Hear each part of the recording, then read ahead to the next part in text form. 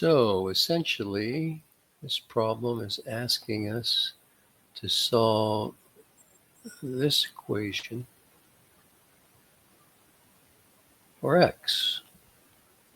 So the way I would do that is I would rewrite minus e to the minus x is 1 over e to the x.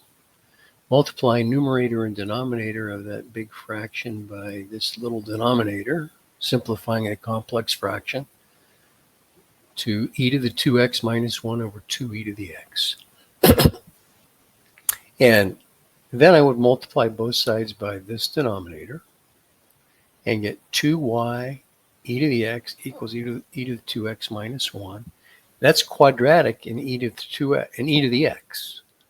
So subtract this term from both sides.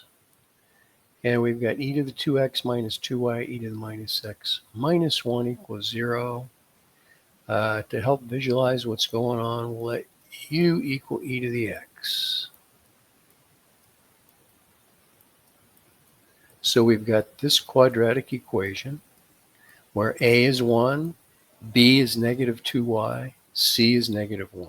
Using the quadratic formula, u equals the opposite of b plus or minus the square root of b squared, which is 4y squared, minus 4 times a times c gives us a plus 4. And from inside the radical sign, we can factor out a 4, take the square root of that, giving us a 2 out here. These 2's cancel out. And we get u equals y plus or minus the square root of y squared plus 1. Replacing u with e to the x. To isolate that x, we're going to take the natural log of both sides. And of course, the natural log of e is 1. So this is what we get.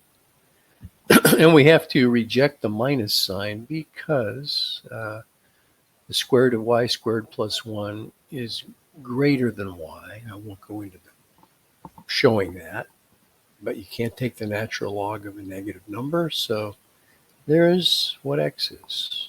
And here's kind of an indication that that's true. If we graph f of x equals that original function and interchange x and y and solve for y, we've got the inverse function.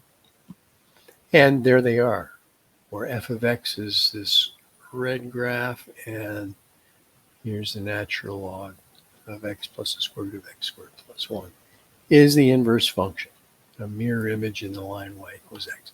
Okay, there you go. Hope that helped.